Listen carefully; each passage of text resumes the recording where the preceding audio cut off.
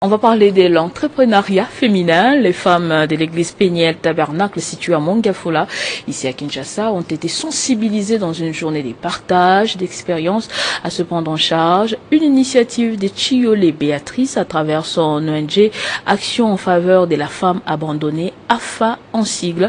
Les détails dans ce reportage. Les femmes de la République démocratique du Congo appelées à se prendre en charge et à devenir autonomes pour éviter la dépendance, c'est dans cette optique que les femmes de l'église Péniel Tabernacle dans la commune de Mongafula ont été sensibilisées à travers un partage d'expériences sur les leaderships féminins par Mboya Chiolé Béatrice, présidente de l'ONG AFA. Entendez, action en faveur de la femme abandonnée. L'initiative, c'est la souffrance des femmes. Parce que je ne voulais pas avoir les femmes qui ont la main tendue vers les hommes. J'avais remarqué que les hommes étaient beaucoup plus astucieux.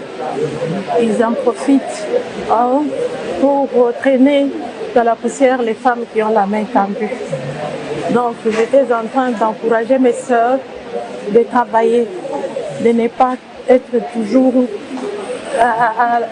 à la merci des hommes, parce que les hommes profitent de nos faiblesses. On a souhaité que les femmes soient autonomes, n'est-ce pas, qui se prennent en charge. Béatrice Mboya Chiolé a appelé la jeune féminine à se prendre en charge, à ne pas rester la main tendue. Elle a encouragé cette dernière à être entreprenante en créant diverses ressources dans différents domaines de la vie nationale.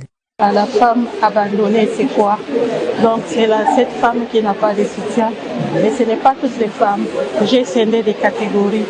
Donc ce sont des femmes âgées, des femmes veuves, des femmes peut-être mariées mais qui n'ont pas de soutien de son mari. Il y a des femmes abandonnées comme ça. C'est une situation réelle dans nos sociétés africaines et pourquoi pas congolaises. J'appelle la femme à se prendre en charge.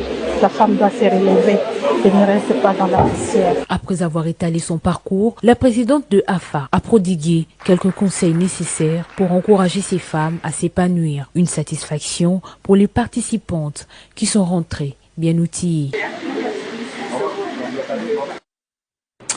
Et puis le trafic ferroviaire entre les